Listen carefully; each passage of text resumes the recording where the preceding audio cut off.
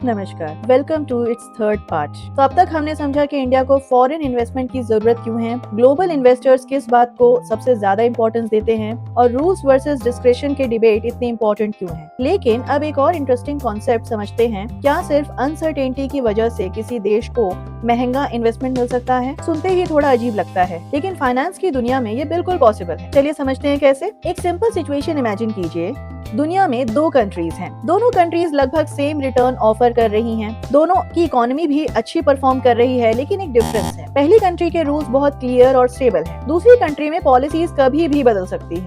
कभी रेस्ट्रिक्शंस लग जाती हैं तो कभी हटा दी जाती हैं, कभी नए सर्कुलर आ जाते हैं।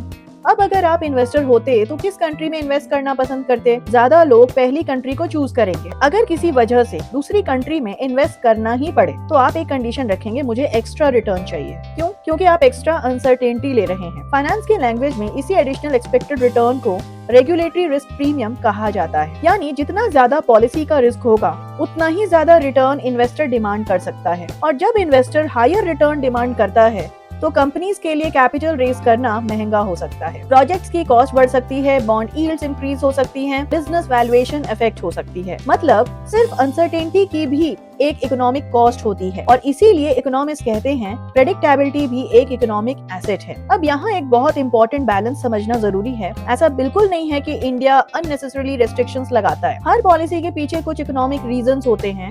इंडिया ने दुनिया के कई फाइनेंशियल क्राइसिस देखे, 1997 का एशियन फाइनेंशियल क्राइसिस, 2008 का ग्लोबल फाइनेंशियल क्राइसिस और बाद में टेपर टैंट्रम जैसी सिचुएशंस। इन सब इवेंट्स ने एक बात सिखाई, फॉरेन कैपिटल बहुत जल्दी आता भी है और बहुत जल्दी निकल भी सकता है। जब पैसा आता है स्टॉक मार्केट तेजी से बढ़ता है, प्रॉपर्टी प्राइसेस बढ़ने लगती हैं, बिजनेसेस अग्रेसिवली एक्सपैंड करते हैं। लेकिन अगर किसी वजह से इन्वेस्टर्स एक साथ पैसा निकालना शुरू कर दें तो करेंसी वीक हो सकती है, फाइनेंशियल मार्केट्स पैनिक कर सकते हैं, बैंक्स पर प्रेशर आ सकता है। इसी सिचुएशन को फाइनेंस में सडन कैपिटल आउटफ्लो या कैपिटल रिवर्सल कहा जाता है। और इसी रिस्क की वजह से इंडिया हिस्टोरिकली बहुत केयरफुली लिबरलाइजेशन करता रहा है।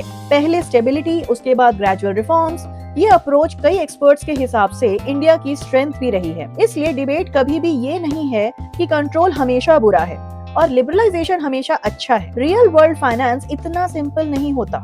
असली चैलेंज होता है ग्रोथ और स्टेबिलिटी के बीच बैलेंस बनाना। अब एक और एग्जांपल देखते हैं। अगर आपने कभी लिबरलाइज्ड रेमिटेंस स्कीम यानी कि LRS के बारे में सुना हो तो आप जानते होंगे कि इसके थ्रू रेसिडेंट इंडियंस कुछ प्रिस्क्राइब्ड लिमिट के अंदर फॉरेन इन्वेस्टमेंट या फॉरेन पेमेंट्स कर सकते हैं। अब सोचिए, अगर किसी लिमिट को कई सालों तक बदला ही ना जाए लेकिन इकोनॉमी लगातार ग्रो करती रहे, इनकम बढ़ जाए, डॉलर टर्म्स में इंडिया का साइज काफी बड़ा हो जाए, तो क्या वही पुरानी लिमिट आज भी उतनी ही प्रैक्टिकल होगी? हो सकता है और हो सकता है नहीं। यही पॉलिसी मेकर्स के लिए चैलेंज शुरू होता है। क्या रेगुलेशंस को टाइम के साथ रिव्यू किया जाना चाहिए? क्या इकोनॉमिक ग्रोथ के हिसाब से लिमिट्स को अपडेट करना चाहिए? ये सिर्फ LRS का क्वेश्चन नहीं है, ये हर रेगुलेशन पर अप्लाई होता है। एक रूल जो 2015 में परफेक्ट था, जरूरी नहीं कि 2026 में भी वही रूल इक्वली इफेक्टिव हो। इकोनॉमी चेंज होती है, टेक्नोलॉजी चेंज होती है, बिजनेस मॉडल्स चेंज होते हैं, तो पॉलिसीज को भी पीरियोडिकली इवैल्यूएट करना पड़ता है। अब सवाल आता है, अगर अनसर्टेनिटी कम करनी है तो सोल्यूशन क्या हो सकता है? कुछ एक्सपर्ट सजेस्ट करते हैं कि इंडिया को एक क्लियर रोड मैप बनाना चाहिए। इसका मतलब ओवरनाइट सब रेस्ट्रिक्शंस हटा देना नहीं है, बिल्कुल भी नहीं। रोड मैप का मतलब होता है अगर इकोनॉमी कुछ प्री डिफाइंड कंडीशंस मीट करे, जैसे इन्फ्लेशन कंट्रोल में हो, foreign exchange reserves comfortable level पे हो, फाइनेंशियल सेक्टर स्टेबल हो, फिस्कल इंडिकेटर्स हेल्दी हो, तब ग्रेजुअली नेक्स्ट लेवल की लिबरलाइजेशन की जा सकती है। इस अप्रोच का सबसे बड़ा एडवांटेज क्या है?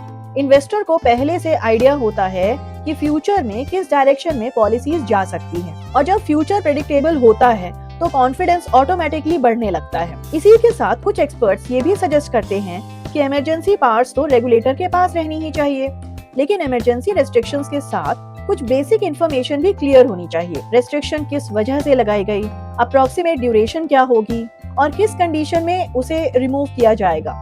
ये ट्रांसपेरेंसी ट्रस्ट बिल्ड करती है। आज इंडिया गिफ्ट सिटी को एक ग्लोबल फाइनेंशियल सेंटर बनाना चाहता है, लेकिन एक मिनट के लिए सोचिए, दुनिया भर के इन्वेस्टर्स के पास ऑप्शंस की कमी तो नहीं है। Singapore, Dubai, London, New York, Hong Kong और भी कई इंटरनेशनल फाइनेंशियल सेंटर्स। तो इन्वेस्टर इंडिया को ही क्यों चूज करें? सिर्फ टैक्स बेनिफिट्स की वजह से, सिर्फ इंफ्रास्ट्रक्चर की वजह से नहीं। एक और चीज बहुत इंपॉर्टेंट होती है इंस्टीट्यूशनल क्रेडिबिलिटी। इन्वेस्टर चाहता है कि कॉन्ट्रैक्ट्स रिस्पेक्टेड हो, रूल्स कंसिस्टेंटली अप्लाई हो, पॉलिसी समझने में आसान हो और रेगुलेटरी एनवायरनमेंट प्रेडिक्टेबल हो। क्योंकि ग्लोबल कैपिटल के पास चॉइसेस होती हैं और आज की दुनिया में सिर्फ रोड्स और बिल्डिंग्स ही इंफ्रास्ट्रक्चर नहीं होते, स्ट्रॉन्ग इंस्टीट्यूशंस भी इकोनॉमिक इंफ्रास्ट्रक्चर होते हैं। कभी कभी ट्रस्ट ही सबसे वैल्यूएबल इंफ्रास्ट्रक्चर बन जाता है। अब तक हमने देखा कि रेगुलेटरी रिस्क प्रीमियम क्या होता है, इंडिया कॉशियस अप्रोच क्यों फॉलो करता है और रूल बेस्ड फ्रेमवर्क की डिस्कशन इतनी इम्पोर्टेंट क्यों बन गई है। लेकिन अब सबसे बड़ा सवाल बचता है, क्या इंडिया को फ्यूचर में फुल कैपिटल कन्वर्टिबिलिटी की तरफ बढ़ना चाहिए या फिर ग्रेजुअल और केयरफुली मैनेज रिफॉर्म्स ही सही रास्ता है। इसी फाइनल डिस्कशन के साथ इस सीरीज के लास्ट पार्ट में पूरी डिबेट को कंक्लूड करेंगे। Meet you in the next video. Thank you.